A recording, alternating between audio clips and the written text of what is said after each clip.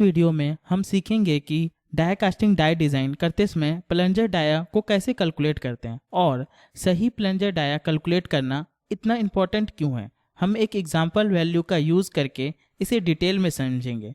तो चलिए इस वीडियो को शुरू करते हैं। Why it is important to calculate plunger dia. Plunger का यूज़ हम करते हैं मोल्टेन मटेरियल को कैविटी में फिल करने के लिए। सबसे पहले जो है हमारा मोल्टेन मटेरियल को शॉर्ट स्लीव में डाला जाता है।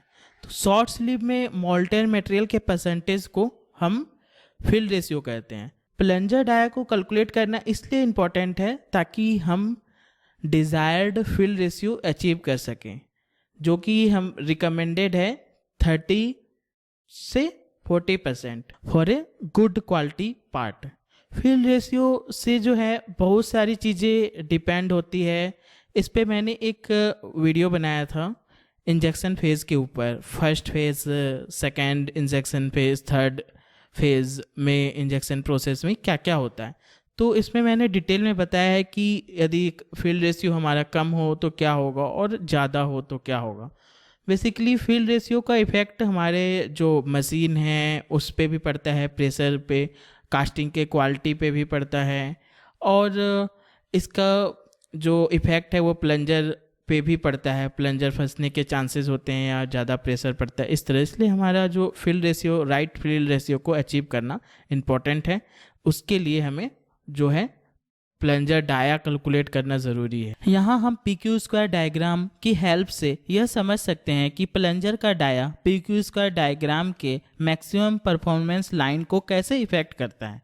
प्लंजर डाया छोटा होने से मशीन पावर की रिक्वायरमेंट बढ़ जाती है और फ्लो रेट घट जाता है, और वहीं प्लंजर डाया जैसे जैसे बढ़ता है मशीन पावर की रिक्वायरमेंट घटती है और फ्लो रेट बढ़ जाता है।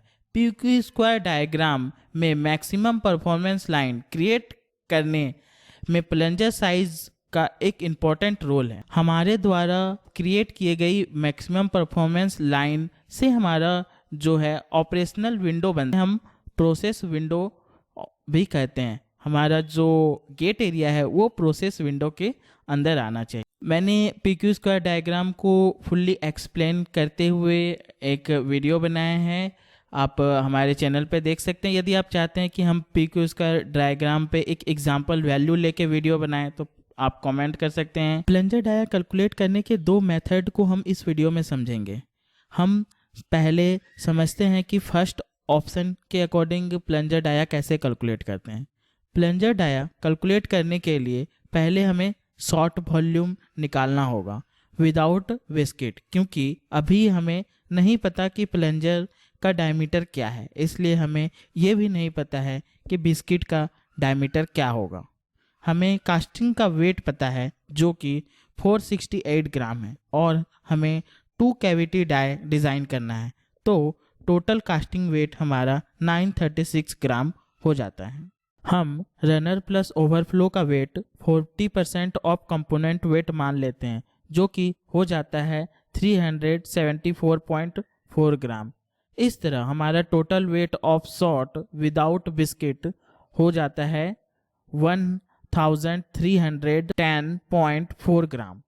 Volume of shot without biscuit निकालने के लिए फॉर्मूला है shot weight without biscuit divide by density. यहाँ हम एल्युमिनियम की लिक्विड स्टेट की डेंसिटी का यूज़ करेंगे, क्योंकि मोल्टेन मटेरियल शॉर्ट स्लीव में लिक्विड के फॉर्म में होता है। तो लिक्विड स्टेट में एल्युमिनियम की डेंसिटी 2.5 ग्राम पर सेंटीमीटर क्यूब होती है। इस तरह फार्मूला को सॉल्व करने के बाद हमारा शॉर्ट वॉल्यूम विदाउट बिस्किट आता है 524.16 सेंटीमीटर क्यूब। इसे यदि हम mm क्यूब में कन्वर्ट करते हैं तो ये हो जाता है 524160 mm क्यूब। अब हम बिस्किट का वॉल्यूम निकालेंगे। बिस्किट का वॉल्यूम का फार्मूला होता है πr² H1। ये सिलेंडर का फार्मूला है वॉल्यूम का। तो H1 बिस्किट की थिकनेस है जिससे हम 20 mm रख रहे हैं, और ये जनरली हम रिकमेंडेड है 20 to 25 mm लेते हैं। ये थिकनेस जो है हमारा रनर की मैक्सिमम थिकनेस से ज़्यादा होना चाहिए। तो वॉल्यूम का फार्मूला पे बैठाने के बाद हमारा जो रिजल्ट आता है वो आता है pi R square into 20 mm³। Gate tonnage, अब हमें कास्टिंग के हिसाब से टनेज निकालना होगा, क्योंकि हमें एक्टिव स्लीव लेंथ चाहिए जो कि हमें मशीन सिलेक्शन से ही पता चलेगा। तो हमारा जो कास्टिंग का प्रोजेक्टेड एरिया है वो हमने यहाँ पे लिखा है 104.94 mm² है। ये हमारा एक कास्टिंग का प्रोजेक्टेड एरिया है। हमारा जो नंबर ऑफ कैविटी है वो 2 है और इसमें कोई स्लाइड नहीं है। तो आप यहाँ पे टनेज निकाल सकते हैं। हमारा एक ऑलरेडी हमने एक वीडियो बनाया है हाउ टू कैलकुलेट टनेज, ये आपको डाई कास्टिंग डाई डिज़ाइन के प्लेलिस्ट में मिल जाएगी। आप उससे वीडियो देख के टनेज निकाल सकते हैं। हमने यहाँ पर एग्जांपल के लिए जो टनेज लिया है वो 530 टन लिया है और उबे का मशीन जो है हमने सेलेक्ट किया है। इसी मशीन के हिसाब से हम आगे एक्टिव स्लीव लेंथ कैलकुलेट करेंगे। हमें एक्टिव स्लीव लेंथ निकालने के लिए प्लंजर स्टॉक और टिप प्रोजेक्शन या पेनिट्रेशन की ज़रूरत होती है, जो कि हमें मशीन के मैनुअल से मिलेगा। हमने यहाँ पर जो डाटा लिया है वो लिया है उबे की 530 टन मशीन के मैनुअल से। ये स्क्रीनशॉट हमने लिया है। यहाँ पे आप देख सकते हैं जो हमारा प्लंजर स्टॉक है यहाँ पे 580 है, ओके। और यहाँ पे जो टिप प्रोजेक्शन स्टॉक है वो हमारा 230 है। अब हमारे पास जो है प्लंजर स्टॉक है 580 mm और टिप प्रोजेक्शन स्टॉक है 230 mm। एक्टिव स्लीव लेंथ निकालने के लिए क्या करना होगा? तो सबसे पहले एक्टिव स्लीव लेंथ है क्या? ये है हमारा एक्टिव स्लीव लेंथ, जो हमारा प्लंजर जहाँ पे रुकता है वहाँ से चल के जो हमारा डिफ्यूज़र की जो पूरा डिफ्यूज़र का जो फेस है, जो यहाँ पे हमारा डिफ्यूज़र का फेस आएगा, वो पूरी जो लेंथ है उसे हम कहते हैं एक्टिव स्लीव लेंथ। तो इसे निकालने के लिए हमारा फार्मूला है active sleeve length equal to plunger stroke minus plunger tip projection plus sprue bush length minus cone height. तो अभी यहाँ पे आप देख सकते हैं कि हमारा जो कॉर्न हाइट किसे कहते हैं, हम यहाँ पे कॉर्न हाइट ये है हमारा 12 mm और हमारा बिस्किट थिकनेस ये है और जो प्लंजर टिप प्रोजेक्शन है ये है। स्प्रू बूस की लेंथ जो है ये है। आप यहाँ से आइडिया लगा सकते हैं किसके बारे में यहाँ पे बात हो रही है। तो हम जानते हैं कि हमारा प्लंजर स्टॉक जो है 580 mm है और प्लंजर का टिप प्रोजेक्शन जो है हमारा 230 mm है। जो हमारा स्प्रू बूस की हाइट है वो है हमारा 110 mm और जो कॉर्न हाइट है वो 12 mm है। ये जो स्प्रू बूस की हाइट है हमने जो लिया है वो एक अप्रॉक्स माना है यहाँ से यहाँ तक, जो हम लोग डिज़ाइन जो हम लोग लेआउट जो हम लोग फर्स्ट बनाते हैं उसके हिसाब। और हम जनरली जो हम कॉर्न हाइट लेते हैं वो 12 mm लेते हैं और इससे ये ज़्यादा कम भी हो सकता है। तो हम स्टैंडर्ड हमारा है 12 mm। तो ये जो दोनों चीज़ें हैं ये हमने मशीन के डाटा से उठाई है और ये हमने डाई डिज़ाइन लेआउट से लिया है। तो हमारा जो एक्टिव स्लीव लेंथ कैलकुलेट करने के बाद हमारा आता है 448 mm। हमें मशीन के मैनुअल से एक्सेप्टेबल प्लंजर टिप डायमीटर का साइज मिल जाता है जो कि है 70, 80 और 90। ये जो डाटा है हमने उबे के 530 टन मशीन के मैनुअल से लिया है। अभी हमारे पास प्लंजर का डायमीटर नहीं है निकला, फिर भी हम एक्सेप्टेबल जो है उसे हम ध्यान में रख के चलते हैं आगे और उसी के हिसाब से हम शॉर्ट स्लीव अवेलेबिलिटी डाटा जो है हमारा प्रोडक्शन से उसे भी चेक कर लेते हैं। ये ओनली वेरिफिकेशन के लिए है कि हमारे पास उबे मशीन जो है हमारा 530 टन के लिए, उसके लिए हमारे पास स्लीव अवेलेबल है कि नहीं, 70 के लिए, 80 के लिए और 90 के लिए। तो यहाँ पे हमारे पास एग्जांपल के लिए अवेलेबल है सारे जो स्लीव साइज हैं सारे। तो नेक्स्ट हम फिल रेशियो निकालते हैं। तो फिल रेशियो हम आगे भी बात कर चुके हैं कि फिल रेशियो जो हमारा रिकमेंडेड है वो 30 से 40% है गुड क्वालिटी कास्टिंग के लिए। ये कभी भी 50% से ज़्यादा नहीं होना चाहिए, और ये जो स्टैंडर्ड है 30 से 40%, ये कंपनी के हिसाब से और कंपोनेंट के हिसाब से वेरी कर सकता है। बट हम जो इस एग्जांपल के लिए जो 35% है हम वही लेने वाले हैं। Get the short sleeve volume with 35% fill ratio. अब जो है हम शॉर्ट स्लीव का वॉल्यूम निकालेंगे 35% फिल रेशियो के साथ। यानी ये हमारा फॉर एग्जांपल शॉर्ट स्लीव है, इसमें हमारा 35% मटेरियल भरा हुआ है, मोल्टेन मटेरियल। तो अब हमको इसी का वॉल्यूम निकालना है। तो इसके लिए हम फिल रेशियो हमारा कैलकुलेट करते हैं, परसेंटेज को 0.35 हमारा यहाँ पे आता है। H2 जो है यहाँ पे हमारा एक्टिव स्लीव लेंथ है, जिसमें हमारा मोल्टेन मटेरियल भरा हुआ है। ये है यहाँ से यहाँ तक का लेंथ 448 mm। और उसके बाद हम यहाँ पे निकालते हैं short sleeve volume with 35% fill ratio. तो इसका फार्मूला हो जाएगा πr² H2 into fill ratio.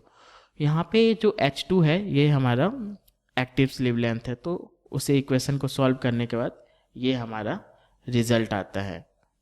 यहाँ पे हमें अभी R का वैल्यू पता नहीं है, इसलिए हम यहाँ पे यहीं तक सॉल्व करेंगे। नेक्स्ट हम R का वैल्यू से निकालेंगे एक इक्वेशन को सॉल्व करके।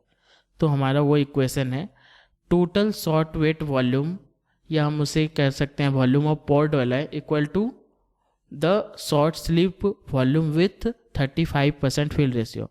तो ये दोनों जो है ये बराबर होंगे, जो हमारा टोटल शॉर्ट है और जो मोल्टेन मटेरियल हमारा जो शॉर्ट स्लीव में डला हुआ है जो 35% तक है, तो ये दोनों का वॉल्यूम हमारा बराबर होगा। तो इसी से हमें एक इक्वेशन मिलता है। उसके बाद हम जो वैल्यू हमने पहले निकाला है टोटल शॉर्ट वॉल्यूम, तो हम उसका यहाँ पे वैल्यू पुट करते हैं। ये हमारा विदाउट बिस्किट का वॉल्यूम है और ये बिस्कुट का वॉल्यूम है प्लस में। उसके बाद ये जो हमारा वॉल्यूम अभी हमने निकाला शॉर्ट स्लीव वॉल्यूम विथ 35% है, इसको आगे सॉल्व करने के बाद हमारा जो R का वैल्यू आता है वो आता है 34.93। तो हमारा D हो जाता है 69.8। तो हमारा प्लंजर डायमीटर होगा 70, क्योंकि 69.8 के सबसे पास में जो हमारा जो एक्सेप्टेबल प्लंजर डायमीटर है जो हमने मैनुअल से देखा था वो 70 है, इसलिए हम यहाँ पे 70 हमारा फाइनल प्लंजर डाया निकल जाता है यहाँ से।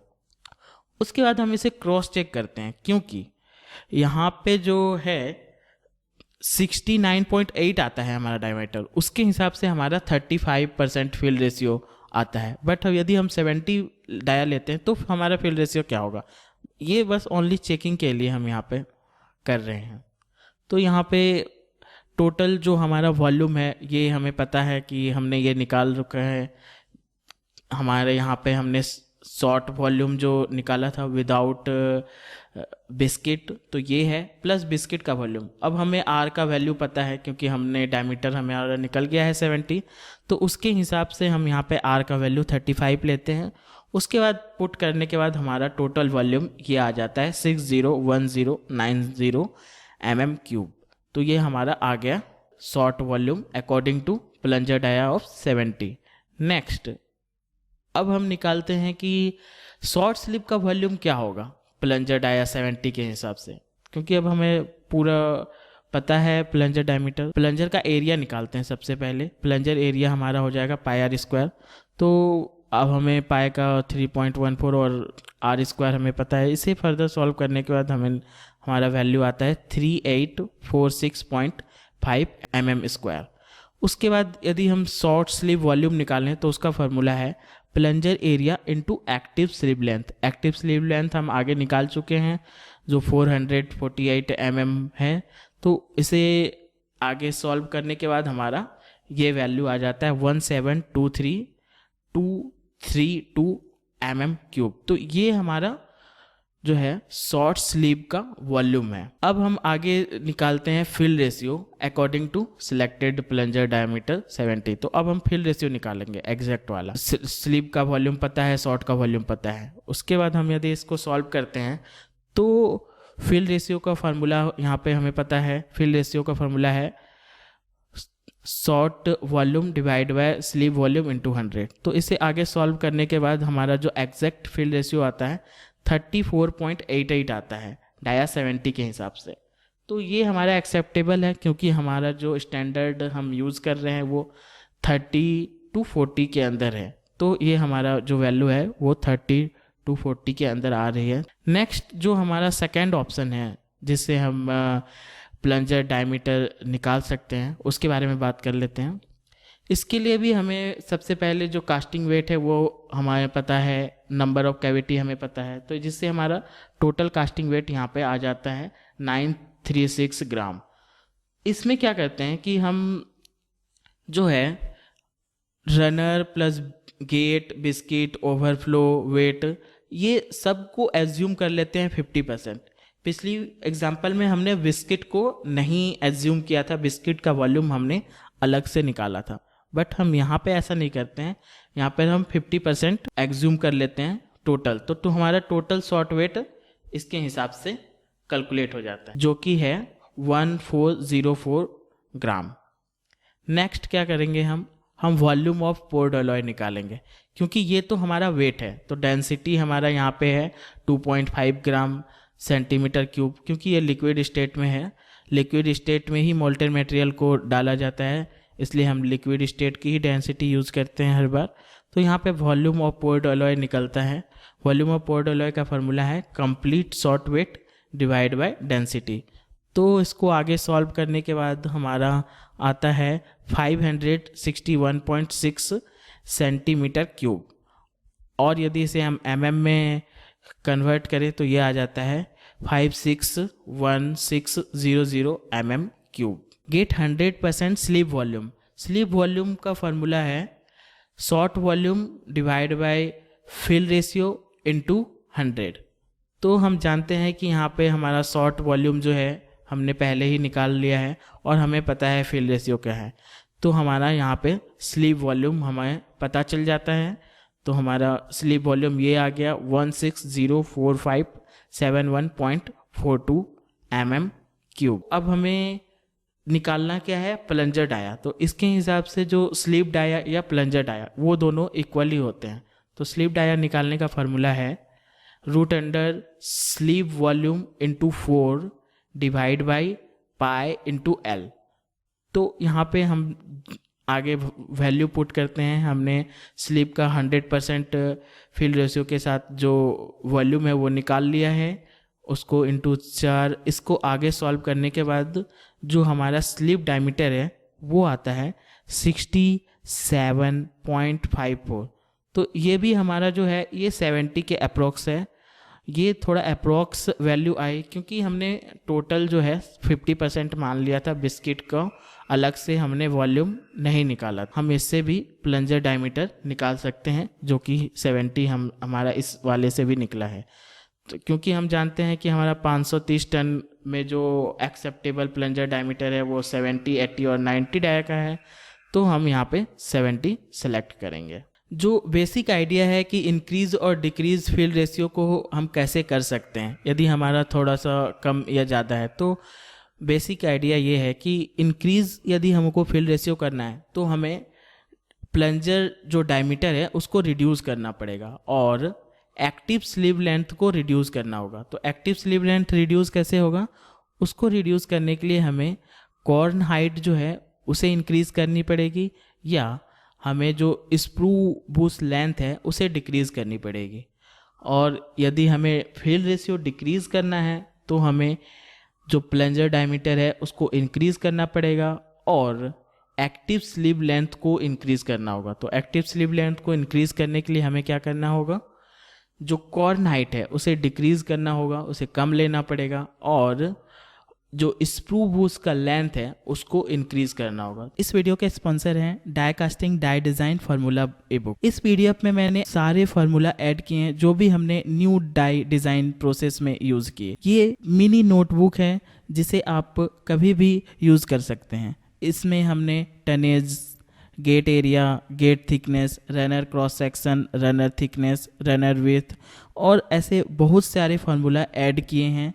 ये PDF 18 पेज का है। हमने इसका कॉस्ट काफ़ी कम रखा है। आप इसे बाय कर सकते हैं इंस्टामोजो से, और अमेज़ॉन पे भी ये अवेलेबल है। मैं लिंक डिस्क्रिप्शन में डाल दूंगा। इससे आप हमारे चैनल को भी सपोर्ट कर पाएंगे और आपको भी एक फार्मूला नोटबुक मिलेगा जो कि आपको काफ़ी हेल्प करेगा न्यू डिज़ाइन करते समय। Thank you for watching. मिलते हैं नेक्स्ट वीडियो में।